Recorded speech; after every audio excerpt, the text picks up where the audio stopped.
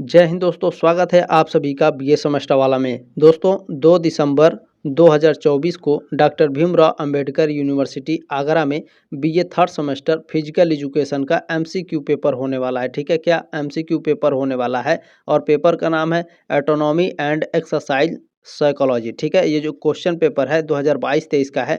तो आपके विश्वविद्यालय में बिल्कुल इसी तरह से क्वेश्चन पेपर आएगा जैसे आपके दिमाग में चल रहा होगा कि sir ji BA third semester physical education का एमसीक्यू क्वेश्चन पेपर कैसे आता है और प्रश्न किस तरह से पूछे जाते हैं। कहीं से क्वेश्चन पेपर मिल जाए, हम लोग तैयार कर लें कि किस तरह से क्वेश्चन पूछे जाएंगे, तो बिल्कुल इसी तरह से आपके एग्जाम में प्रश्न आएंगे। चिंता करने की बिल्कुल भी आवश्यकता नहीं है क्योंकि पेपर का नाम आप लोगों का सेम होगा। ठीक है, चलिए ये बात ध्यान रखेंगे, ये क्वेश्चन पेपर आप लोगों के लिए बहुत ही इंपॉर्टेंट होने वाली है। ठीक है, इसमें कुल 75 एमसीक्यूज हैं। हालांकि इस साल मैंने फिजिकल एजुकेशन की तैयारी नहीं कराई है, लेकिन अगली बार, ठीक है, यानी सेकेंड सेमेस्टर, फोर्थ सेमेस्टर और सिक्स सेमेस्टर का मैं फिजिकल एजुकेशन पढ़ाने वाला हूं। तो सब्सक्राइब कर लीजिएगा ताकि आप लोग फोर्थ सेमेस्टर में फिजिकल एजुकेशन हमारे साथ जरूर पढ़ सकें। ठीक है दोस्तों, चले आगे बढ़ते हैं। अच्छा, जितने भी डॉक्टर भीमराव अंबेडकर यूनिवर्सिटी आगरा के छात्र छात्रा हैं, आप लोगों से बहुत ही ज़्यादा रिक्वेस्ट है कि देखिए आप लोगों का 2 दिसंबर को एग्ज़ाम होने वाला है फिजिकल एजुकेशन का। तो आपसे ये रिक्वेस्ट है और आपकी जिम्मेदारी है कि आप इस क्वेश्चन पेपर को व्हाट्सएप पर ज़रूर शेयर कर दीजिएगा अपने दोस्तों के साथ, ताकि वो भी देख ले कि क्वेश्चन पेपर किस तरह से एग्जाम में पूछा जाता है और किस टाइप के प्रश्न आते हैं, प्रश्न का लेवल क्या रहता है। ये सारे प्रश्नों की जानकारी आपको इस क्लास में मिल जाएगी। ठीक है, तो चिंता करने की कोई आवश्यकता नहीं है। आप लोग भी तैयारी किए होंगे और ये क्वेश्चन पेपर भी आपके लिए बहुत ही लाभदायक होगा। पहला क्वेश्चन धुंधला है, इसके बाद सारे क्वेश्चन आपको बहुत ही अच्छे मिलेंगे। ठीक है, ये बात ध्यान रखेंगे। चले, पहला प्रश्न है, हालांकि दिखाई दे रहा है, अच्छे से विजुअल हो पा रहा है, तो अपना जो फ़ोन का आप लोगों का जो ब्राइटनेस है उसे थोड़ा बढ़ा लीजिएगा। ठीक है, ये बात भी आप लोग ध्यान रखेंगे ताकि और अच्छे से दिखाई दे। पहला प्रश्न है, हृदय की पेशियाँ होती हैं, तो हृदय की जो पेशियाँ होती हैं दोस्तों वो अनैच्छिक और रेखीय होती हैं। ठीक है, बी ऑप्शन आपका राइट है। जल्दी जल्दी भी देखने का प्रयास करेंगे क्योंकि कल यानी 2 दिसंबर को आप सभी लोगों का एग्जाम भी लगा हुआ है। अच्छा, ये जो क्वेश्चन पेपर है सभी यूनिवर्सिटी के लिए इम्पोर्टेंट है, जितने भी उत्तर प्रदेश में यूनिवर्सिटी हैं जहाँ भी आपके एमसीक्यू एग्जाम होने वाले हैं। अगर आपका पेपर का नाम सेम है तो आप देख सकते हैं, चिंता करने की कोई आवश्यकता नहीं है। ठीक है, जैसे डीडीयू में आपके एमसीक्यू एग्जाम होने वाले हैं, राजा महेंद्र प्रताप सिंह इंस्टीट्यूट यूनिवर्सिटी में आपके एग्जाम होने वाले हैं, एमएसयू माँ सगुम्बारी यूनिवर्सिटी में आपके ऑब्जेक्टिव एग्जाम होने वाले हैं। ठीक है, चले आगे बढ़ते हैं।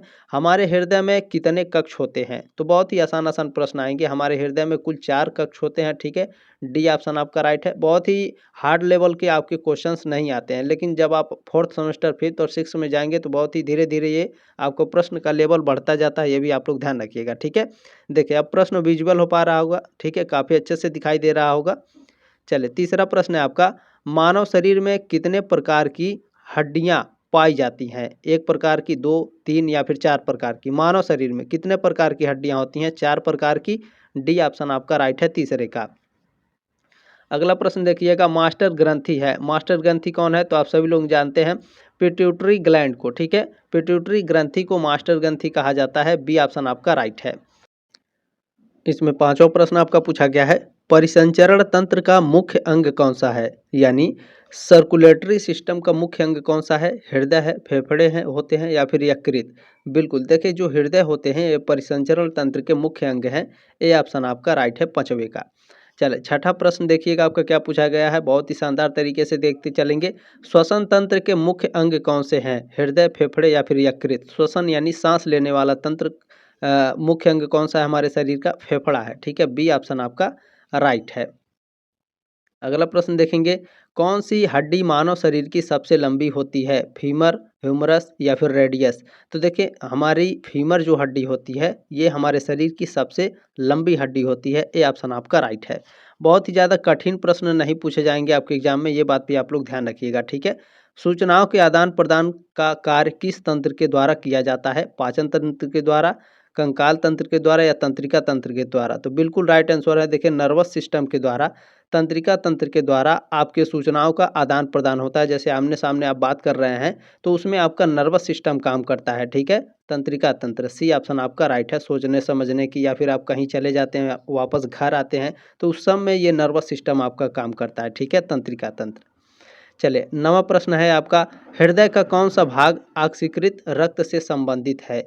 तो हृदय का ध्यान रखिएगा, हृदय का जो बायां आलिंद है, ठीक है, बायां आलिंद है और बायां निलय है, ये क्या है? ये हृदय का ऑक्सीकृत रक्त से संबंधित होता है? बी ऑप्शन आपका राइट है, नविका। अगला प्रश्न देखिएगा, 10वां प्रश्न पूछा गया है, कौन सी रक्त वाहिका रक्त को हृदय से फेफड़े तक पहुंचाती है? तो देखें, ये जो आपका फुफ्फुस शिरा है, ठीक है, ये क्या करता है, ये रक्त वाहिका को, ठीक है, रक्त को हृदय से फेफड़े तक पहुंचाता है फुफ्फुस शिरा, ठीक है, पल्मोनरी वेन जिसे बोलते हैं। डी ऑप्शन आपका करेक्ट है। अगला प्रश्न 11वां नंबर पूछा है, मानव शरीर में अंदर, ठीक है, मानव शरीर के अंतर पार्श्विका मांसपेशियां कहाँ पाई जाती हैं? तो मानव शरीर के जो पसलियां होती हैं, पसलियों के बीच में, ठीक है, पार्श्विका मांसपेशियां पाई जाती हैं मानव शरीर के, ठीक है। हमारा जो शरीर है, हमारे शरीर में जो पसलियां हैं, पसलियों के बीच में कौन सा मांसपेशी होता है? पार्श्विका मांसपेशी, ठीक है, ध्यान रखेंगे। डी ऑप्शन आपका राइट है, आप कभी नहीं भूलेंगे। हमारा पसलियां हैं, हमारे पसलियों के बीच में कौन सा मांसपेशी है? पार्श्विका मांसपेशी। चलिए 12 नंबर, देखिए बिल्कुल आसान भाषा में आप समझेंगे तो ज़्यादा समय नहीं लगेगा, ठीक है, क्वेश्चन पेपर आप एकदम उड़ा देंगे सारे प्रश्नों को। 12 नंबर प्रश्न है, ऊतकीय स्तर पर होने वाले गैसीय विनिमय को कहते हैं, क्या कहा जाता है? तो आंतरिक श्वसन कहा जाता है, ठीक है, इंटरनल रिस्पायरेशन बोलते हैं। बी ऑप्शन आपका राइट है। अगला प्रश्न देखिएगा क्या है, 13 नंबर प्रश्न है, अधिकतम निःश्वसन के पश्चात फेफड़ों में बची हुई वायु का आयतन कहलाता है? बताइए, अधिकतम निःश्वसन के पश्चात, ठीक है, फेफड़ों में जो बची हवा होती है या एयर होता है, उसका आयतन क्या कहलाता है? तो अवशिष्ट आयतन कहलाता है, ठीक है, ध्यान रखेंगे। बी ऑप्शन आपका राइट है, रेसिड्यूल वॉल्यूम। अगला प्रश्न देखेंगे, प्रश्न नंबर 14 आपका, व्यायाम से पुनः प्राप्ति हेतु उपयोग की गई ऑक्सीजन की मात्रा कहलाती है? तो ये ऑक्सीजन ऋण कहलाती है। डी ऑप्शन आपका राइट है, ठीक है, ऑक्सीजन डेप्ट कहलाती है। चले अगला प्रश्न देखिएगा क्या है, प्रश्न नंबर 15 है आपका, श्वसन क्रिया के दौरान फेफड़े और रक्त कहाँ पर ऑक्सीजन और कार्बन डाइऑक्साइड का विनिमय करते हैं? तो ये कूपिका में करते हैं, ठीक है, बी ऑप्शन आपका राइट है, एलओडी में करते हैं, ध्यान रखेंगे। अगला प्रश्न देखिएगा 16 नंबर क्या है, मानव शरीर में कौन से अम्ल का बढ़ना पेशी दर्द, ऐंठन और पेशी थकान का कारण हो सकता है? तो ये लैक्टिक अम्ल है, ठीक है, बी ऑप्शन आपका राइट है। आप लोग अचानक से जाते हैं, क्रिकेट खेल लेते हैं या फिर दौड़ लेते हैं या फिर कोई भी अचानक से कुल्हाड़ी से कोई पेड़ काट देते हैं, तो अचानक से एक दिन बाद आपके शरीर में दर्द होने लगता है, ठीक है, मांसपेशियाँ दर्द होने लगे, उठेंगे, बैठेंगे, खाएंगे, सोएंगे तो भी दर्द होगा आपका शरीर, तो वहाँ लैक्टिक अम्ल जमा हो जाते हैं, ये बात आप लोग ध्यान रखिएगा, ठीक है। चले प्रश्न नंबर 17 आपका क्या पूछा गया है, ध्यान से देखिएगा, एथलेटिक्स में 200 मीटर और 400 मीटर दौड़ प्रतिस्पर्धाओं हेतु कौन सा ऊर्जा तंत्र अनुकूल होता है? तो ध्यान रखेंगे, अनाक्सीकृत ऊर्जा तंत्र अनुकूल होता है, ठीक है, सी ऑप्शन आपका राइट है। अगला प्रश्न देखिएगा 18 नंबर पूछा गया है आपका, कौन से ऊर्जा तंत्र को द्वितीय ऊर्जा तंत्र भी कहते हैं? ऑक्सीकृत ऊर्जा तंत्र को, लैक्टिक ऊर्जा तंत्र को, या फिर एटीपी पीसी ऊर्जा को, ठीक है, या फिर जारणकारी तंत्र को? बताइए, कौन से ऊर्जा तंत्र को द्वितीय ऊर्जा तंत्र कहते हैं? तो ध्यान रखिएगा, लैक्टिक ऊर्जा तंत्र को द्वितीय ऊर्जा तंत्र कहा जाता है। बी ऑप्शन आपका राइट है, लैक्टिक एनर्जी सिस्टम।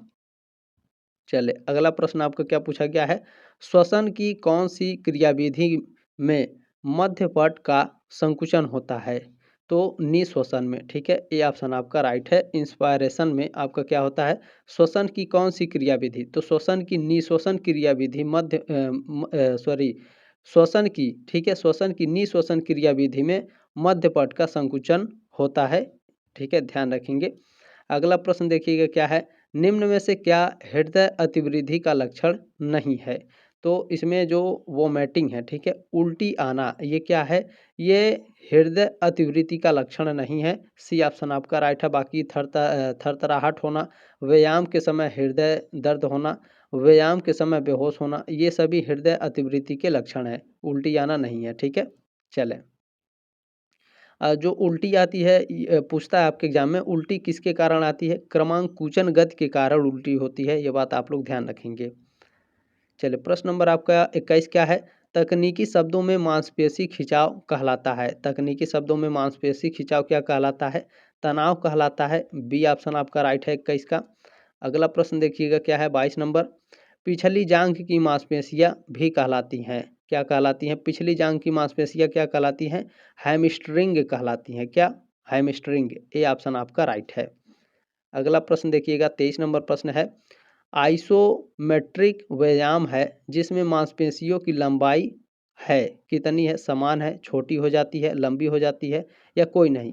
आइसोमेट्रिक व्यायाम अच्छा, आइसोमेट्रिक एक ऐसा व्यायाम है जिसमें जो मांसपेशियों की लंबाई होती है वो क्या होता है? वो छोटी हो जाती है। ठीक है, बी ऑप्शन आपका राइट है।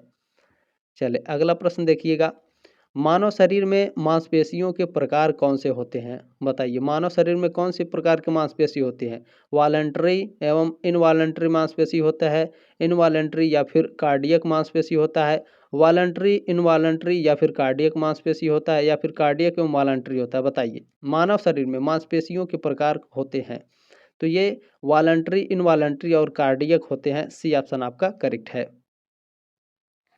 अगला प्रश्न आपका पूछा गया है, प्रश्न नंबर 25 है, व्यायाम के दौरान मांसपेशियों के ऐंठन को किसके द्वारा रोका जा सकता है?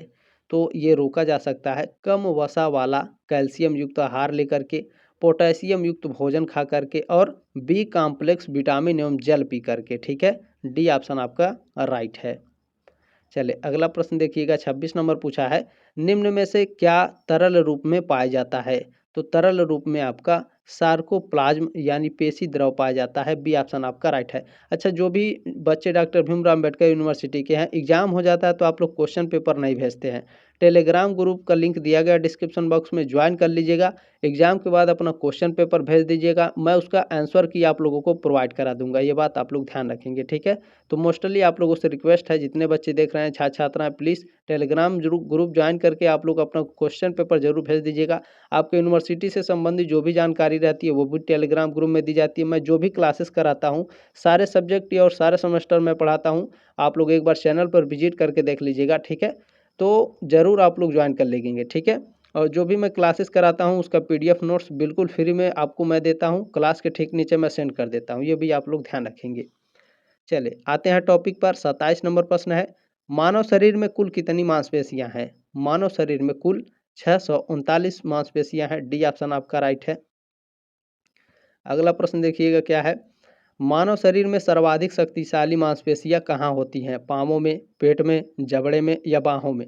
मानव शरीर में, यानी हम मनुष्य हैं। ठीक है, तो हमारे शरीर में सबसे ज़्यादा शक्तिशाली मांसपेशियां कहाँ होती हैं?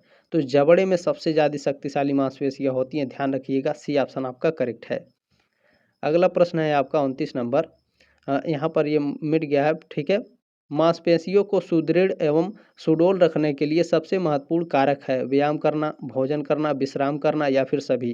तो ध्यान रखिएगा, मांसपेशियों को मजबूत करने के लिए व्यायाम भी करना चाहिए, अच्छा भोजन भी हमें खाना चाहिए, और अच्छा नींद भी लेना चाहिए। ठीक है, डी ऑप्शन आपका राइट है, रेस्ट, फूड और वर्कआउट।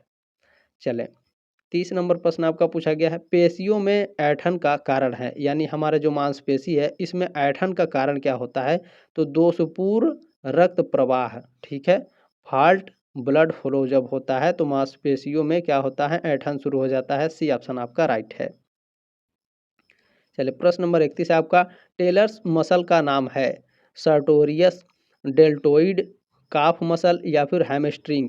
Tailors muscle. ठीक है, बताइए टेलर्स मसल का नाम क्या है? बताने का प्रयास करेंगे। बिल्कुल सर्टोरियस है, ये ऑप्शन आपका राइट है। चलिए अगला प्रश्न देखिएगा, प्रश्न नंबर 32 पूछा गया है, काफ, काफ यानी पिंडली। ठीक है, तो पिंडली मांसपेशी का वैज्ञानिक नाम है? गैस्ट्रोकिनीमियस, या फिर टेप्रिजियस, या फिर पेक्टरलिस मेजर, या फिर बाइसेप्स? बताने का प्रयास करेंगे। पिंडली, ठीक है, काफ कहते हैं तो पिंडली है। तो पिंडली मांसपेशी का वैज्ञानिक नाम क्या है? तो इसका वैज्ञानिक नाम है भैया गैस्ट्रोक्नीमियस। ये ऑप्शन आपका राइट है। चले अगला प्रश्न देखिएगा, प्रश्न नंबर 33 क्या है, मानव शरीर के वजन का कितना वजन स्वैच्छिक मांसपेशियों का होता है? तो 40%। ठीक है, मानव शरीर का वजन का कितना वजन स्वैच्छिक पेशियों का होता है? 40% होता है। ये ऑप्शन आपका राइट है। अगला प्रश्न देखिएगा, 34 नंबर क्या पूछा है, मानव शरीर का रक्तचाप मापा जा सकता है? यानी मानव शरीर यानी हमारी जो ह्यूमन बॉडी है इसका आपका नापना है, क्या नापना है? Blood pressure. ठीक है, रक्तचाप, ब्लड प्रेशर नापना है मानव शरीर का। तो कैसे नापा जा सकता है? मरकरी डिस्प्ले मीटर द्वारा, स्टेथोस्कोप द्वारा, स्फैग्नोमीटर द्वारा या फिर ब्लड एनालाइजर द्वारा? बताइए आप सभी लोग। बिल्कुल, देखें स्फैग्नोमीटर द्वारा, ठीक है, स्फिग्मो मैनोमीटर द्वारा, ठीक है, सॉरी, सी ऑप्शन आपका राइट है, ठीक है। चलें, अगला प्रश्न देखिएगा, प्रश्न नंबर 35 है, अधिकतम श्वास छोड़ने के पश्चात, ठीक है, अधिकतम अगर हम सांस छोड़ दे रहे हैं उसके बाद व्यक्ति द्वारा अधिकतम श्वास लेने का आयतन कहलाता है। अगर अधिकतम हम सांस छोड़ दिए और अधिक सांस ले रहे हैं, जैसे जम्हाई लेते हैं, ठीक है, तो अधिकतम सांस छोड़ दिए और अधिकतम सांस अगर हम ले रहे हैं तो उसका जो आयतन होता है हमारे शरीर में वो क्या कहलाता है? प्राणाधार क्षमता कहलाता है, ठीक है, विटल कैपेसिटी कहलाता है। डी ऑप्शन आपका राइट है। चले, अगला प्रश्न क्या है, 36 नंबर, किस भाषा से एटोनॉमी शब्द को लिया गया है? अंग्रेजी, हिंदी, जर्मन या फिर ग्रीक? तो ध्यान रखिएगा, ग्रीक भाषा से एटोनॉमी शब्द को लिया गया है। डी ऑप्शन आपका राइट है। ये तो 100% एकदम फंसेगा क्योंकि इसी के बारे में आप पढ़ रहे हैं, ठीक है। तो देखिए, क्वेश्चन पेपर इसीलिए आप लोगों को बताया जाता है कि प्रीवियस ईयर से ऐसा कोई क्वेश्चन पेपर नहीं है कि प्रीवियस ईयर से आपके एग्जाम में प्रश्न ना पूछा जाए। तो बहुत ही इंपॉर्टेंट होते हैं क्वेश्चन पेपर आप लोगों के लिए, सोने पे सुहागा इस तरह से कहा जा सकता है, ठीक है। देखिए, शरीर रचना विज्ञान क्या है? शरीर रचना विज्ञान क्या है? तो मानव शरीर की संरचना के अध्ययन का ठीक है, अध्ययन को कहते हैं। डी ऑप्शन, मानव शरीर की संरचना के अध्ययन को शरीर रचना विज्ञान कहते हैं। डी ऑप्शन आपका राइट है। यह भी 100% फंसेगा, ठीक है। ऐसा नहीं है कि केवल जो 100% बोल रहे हैं वही फंसेगा, इसमें से कोई भी प्रश्न आपके एग्जाम में आ सकता है, ये बात ध्यान रखिएगा, ठीक है।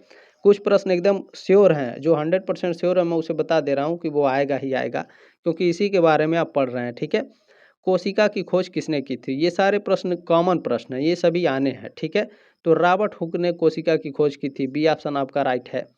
चलिए, अगला प्रश्न देखिएगा क्या पूछा गया है, 39 नंबर, जीवन की रचनात्मक और क्रियात्मक इकाई को क्या कहते हैं? तो जीवन की रचनात्मक और क्रियात्मक इकाई को कोशिका कहा जाता है, सेल कहा जाता है। सी ऑप्शन आपका राइट है। चले, अगला प्रश्न है 40 नंबर, मानव शरीर की कोशिका किससे बनी होती है? तो मानव शरीर की कोशिका जल यानी वाटर, प्रोटीन और न्यूक्लिक एसिड, ये तीनों से बनी होती है, ठीक है, ध्यान रखेंगे। डी ऑप्शन आपका राइट है, उपरोक्त सभी। चले, प्रश्न नंबर 41 आपका क्या है, कोशिका की झिल्ली किससे बनी होती है? लाइसोसोम, मायोलॉजी या फिर प्लाज्मा या फिर गोल्जी बॉडी? बताइए, कोशिका की झिल्ली किससे बनी होती है? तो प्लाज्मा से बनी होती है। सी ऑप्शन आपका राइट है। अगला प्रश्न देखिएगा आपका क्या है, प्रश्न नंबर 42 है, मानव शरीर में विद्युत ग्रह किसे कहा जाता है? विद्युत ग्रह नहीं है, पावर हाउस है, ठीक है। पावर हाउस किसे कहा जाता है? मानव शरीर का पावर हाउस किसे कहा जाता है? इतना तो आप समझ गए, बिल्कुल, माइटोकॉन्ड्रिया को मानव शरीर का पावर हाउस कहा जाता है, ठीक है। ये ऑप्शन आपका राइट है। चलिए, अगला प्रश्न देखिएगा आपका क्या पूछा गया, प्रश्न नंबर 43 है, अमेरिकी की सॉरी शारीरिकी है, ठीक है, अमेरिकी नहीं, सॉरी, बहुत बहुत सॉरी, शारीरिकी की शारीरिक शिक्षा में क्या आवश्यक है? तो क्या आवश्यक होता है? मानव शरीर के संरचनात्मक अध्ययन में आवश्यक होता है, ठीक है। शारीरिकी की शारीरिक शिक्षा में मानव शरीर के संरचनात्मक अध्ययन में आपका आवश्यकता होता है, मानव शरीर की द्विपक्षीय समिति में और समस्थैतिका में एवं उनके घटकों के अध्ययन में, ठीक है। डी ऑप्शन आपका राइट है, उपरोक्त सभी। अगला प्रश्न देखिएगा आपको क्या पूछा गया है, प्रश्न नंबर 44 पूछा गया है, कार्यिकी की शारीरिक शिक्षा के क्षेत्र में आवश्यकता है, कौन सी आवश्यकता है? बताने का प्रयास करेंगे। शारीरिक क्रियाओं का ऊर्जा रूपांतरण के रूप अध्ययन करने में, बिल्कुल। अगला है ऊर्जा उपापचय तथा शारीरिक क्रियाओं के अंतर संबंधों को स्पष्ट करने में, बिल्कुल है आपका।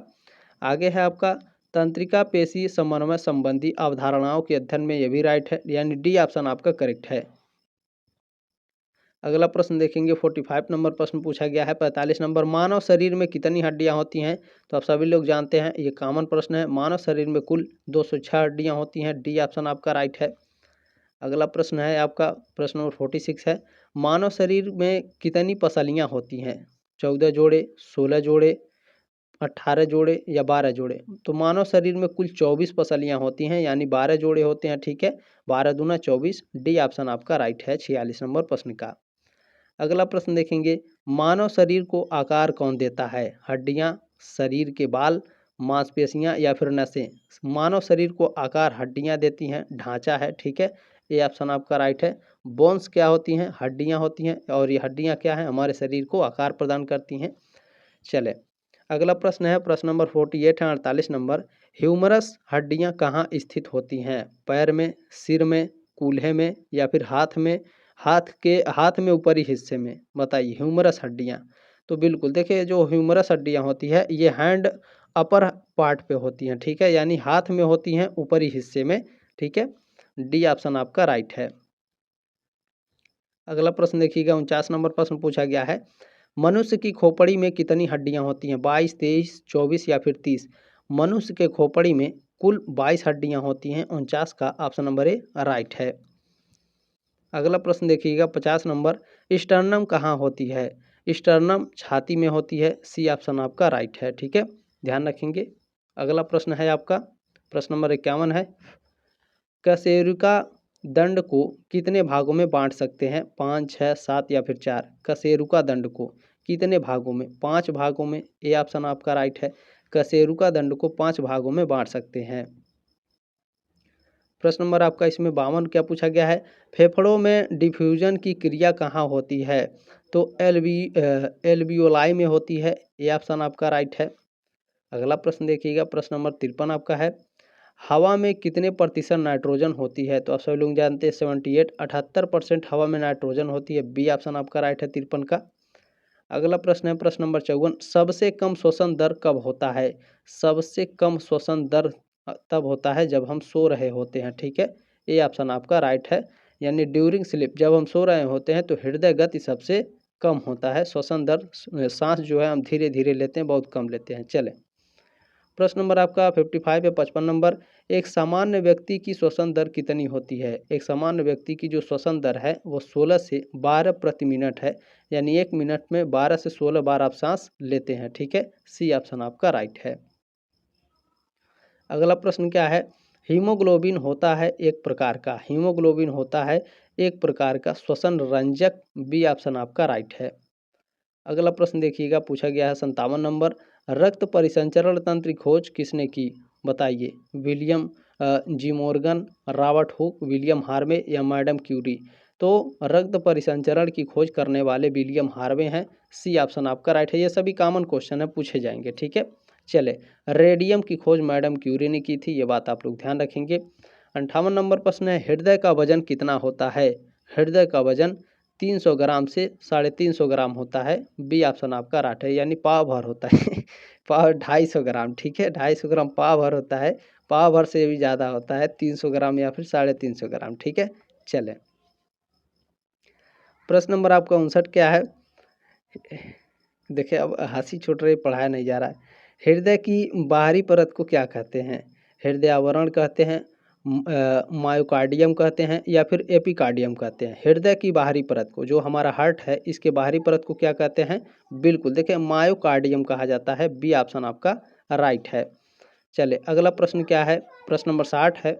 रक्त को ऑक्सीजन कहाँ से प्राप्त होती है? हृदय से, रक्त से या फिर फेफड़े से? यानी जो हमारा खून है, खून में जो ऑक्सीजन जाता है वो कहाँ से जाता है? फेफड़ों से जाता है। सी ऑप्शन आपका राइट है। चले, अगला प्रश्न है आपका। एक सामान्य व्यक्ति का आराम की स्थिति में हार्ट रेट कितना होता है? तो देखें, 60 से 100 होता है। कितना? 60 से 100 होता है, लेकिन ऑप्शन में आपका 90 से 100 दिया है, तो ए ऑप्शन आपका राइट है, लेकिन 60 से 100 होता है। ये बात आप लोग ध्यान रखेंगे, हो सकता है आपके ऑप्शन में 60 से 100 दे, ठीक है। चलें, प्रश्न नंबर आपका 62 क्या है? ग्रास नली को क्या कहते हैं? ग्रास नली यानी जो हम खाना खाते हैं, जो खाना जाता है, ठीक है, खाना जो जाता है जिस नली से हमारे पेट में, उस नली को क्या कहते हैं? ईसोफेगस, ट्रेकिया, डोडिनम या फिर इलियम? बताइए, ग्रास नली को क्या कहा जाता है? खाना जिसमें जाता है हमारे खाने, सॉरी, जिस नली से खाना जाता है हमारे पेट में, उस ग्रास नली को क्या कहा जाता है? बिल्कुल देखें, ईसोफेगस कहते हैं। ए ऑप्शन आपका राइट है। प्रश्न नंबर 63 क्या है? पूर्ण रूप से मनुष्य का भोजन कहाँ पचता है? रेक्टम में, कोलम में, लीवर में या छोटी आंत में? पूर्ण रूप से यानी पूरी अच्छे तरीके से भोजन कहाँ पचता है शरीर में? छोटी आंत में। बिल्कुल डी ऑप्शन आपका राइट है, स्मॉल इंटेस्टाइन में। चलें, प्रश्न नंबर आपका 64 पूछा गया, पित्त किसको पचाने में मदद करता है? प्रोटीन को, कार्बोहाइड्रेट को, विटामिन ए को या फिर वसा को? पित्त किसको पचाता है? तो पित्त बिल्कुल राइट आंसर है डी, वसा को पचाता है। चले, प्रश्न नंबर आपका 65 है, कौन सा अंग शरीर में पानी का संतुलन बनाए रखता है? तो आप सभी लोग जानते हैं जो किडनी होता है, जो गुर्दा होता है, ये हमारे शरीर में पानी के संतुलन को बनाए रखता है। सी ऑप्शन आपका राइट है। चले, क्योंकि ये बार बार फिल्टर करते रहता है। ठीक है, चले, लगातार अभ्यास के परिणाम स्वरूप तंत्रिका तंत्र पर क्या प्रभाव पड़ता है? लगातार अभ्यास के परिणाम स्वरूप तंत्रिका तंत्र यानी नर्वस सिस्टम पर क्या प्रभाव पड़ेगा? तो जो नर्वस सिस्टम है, तंत्रिका तंत्र है, मजबूत हो जाता है। ठीक है, बी ऑप्शन आपका राइट है। चले, मतलब आप कहने का मतलब आप समझ रहे हैं, लगातार अभ्यास के परिणाम स्वरूप तंत्रिका तंत्र पर क्या प्रभाव पड़ेगा? तंत्रिका तंत्र मजबूत हो जाता है। मैथ लगा रहे हैं, सोच रहे हैं, या फिर कोई भी काम ऐसा कर रहे हैं, मेडिटेशन कर रहे हैं, तो आपका दिमाग क्या है, जितना ज़्यादा आपके दिमाग पर तंत्रिका तंत्र पर प्रभाव पड़ेगा वो उतना ज़्यादा मजबूत हो जाएगा। सोचने समझने की ताकत की समझिए बहुत ज़्यादा हो जाएगा। ठीक है, तो मेडिटेशन से भी आपकी क्या है, तंत्रिका तंत्र मजबूत होता है। यानी जिस भी प्रकार से आप कर रहे हो, आपके तंत्रिका तंत्र पर जैसे भी प्रभाव पड़ेगा वो उतना मजबूत होगा। ठीक है, चलें, प्रश्न नंबर आपका 67 क्या है, तंत्रिका मांसपेशी समन्वय में सुधार होगा? तो ट्रेनिंग से सुधार होता है। ये ऑप्शन आपका राइट है। अगला प्रश्न देखिएगा क्या पूछा है, 68 नंबर 68 नंबर प्रश्न पूछा गया है आपका, मस्तिष्क की सबसे बाहरी झिल्ली कहलाती है? जो हमारी खोपड़ी है, ठीक है, कपार है, तो ये मस्तिष्क की सबसे बाहरी झिल्ली क्या कहलाती है? तो ये ड्यूरा मेटर कहलाती है। क्या कहलाती है? ड्यूरा मेटर कहलाती है। बी ऑप्शन आपका राइट है। चलिए, अगला प्रश्न देखिएगा 69 नंबर क्या पूछा है, तंत्रिका ऊतक का मुख्य कार्य होता है? तंत्रिका ऊतक का मुख्य कार्य होता है इरेटेबिलिटी, ठीक है, उत्तेजनाशीलता होता है। सी ऑप्शन आपका राइट है।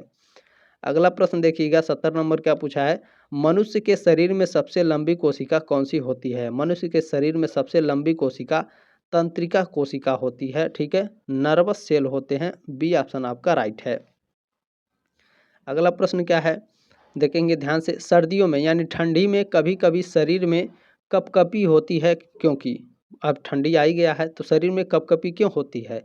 क्योंकि देखिए, शरीर के ताप के प्रसार को रोकता है। ठीक है, शरीर के ताप के प्रसार को रोकता है। To spread of body heat prevent, ठीक है, प्रिवेंट इज प्रिवेंट। ठीक है, ध्यान रखेंगे, शरीर के ताप के प्रसार को रोकता है। सी ऑप्शन आपका राइट है। चले, अगला प्रश्न क्या है, प्रश्न नंबर 72 72 नंबर है, क्रोमोसोम्स किसके अणुओं से बना होता है? आरएनए, फिर आरएच, या फिर डीएनए, या फिर आरएचटी के द्वारा? बताइए, क्रोमोसोम्स किसके अणुओं से बना होता है? बहुत ही मोस्ट इंपॉर्टेंट प्रश्न है ये, आपके कॉम्पिटिटिव एग्जाम में भी देखने को मिलता है। बिल्कुल डीएनए, देखिए क्रोमोसोम के अणु जो है डीएनए से बने होते हैं। सी ऑप्शन आपका राइट है।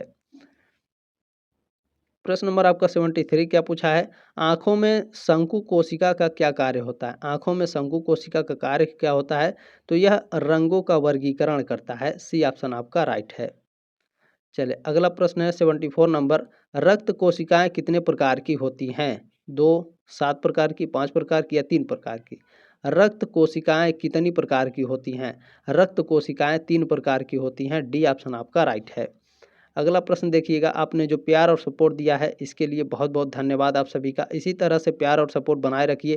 ध्यान रखिएगा, फोर्थ, सेकेंड और सिक्स सेमेस्टर में बहुत ही ज़बरदस्त तरीके से फिजिकल एजुकेशन पढ़ाने वाला हूँ, ये बात आप लोग ध्यान रखेंगे। ठीक है, चले, कोशिका का नियंत्रण केंद्र क्या होता है? कोशिका का नियंत्रण केंद्र न्यूक्लियस होता है। डी ऑप्शन आपका राइट है। तो प्लीज़ देखिए, ये लास्ट क्वेश्चन था आप लोगों को, मैंने 75 क्वेश्चन आपके कंप्लीट करा दिए। उम्मीद है साथियों बहुत ही ज़्यादा इसमें से क्वेश्चंस आएंगे, आपको बहुत ही हेल्प मिलेगी इस क्वेश्चन पेपर से, ये बात ध्यान रखेंगे। तो प्लीज़ बाकी लोगों के पास भी शेयर कर दीजिएगा ताकि उनका भी हेल्प हो जाए। सब्सक्राइब कर लीजिएगा ताकि अब 4th, 5th और 6th सेमेस्टर में मेरे साथ बहुत ही ज़बरदस्त तरीके से तैयारी कर सकें। जल्दी मिलते हैं साथियों आपके नेक्स्ट क्लास में, तब तक के लिए जय हिंद, वंदे मातरम।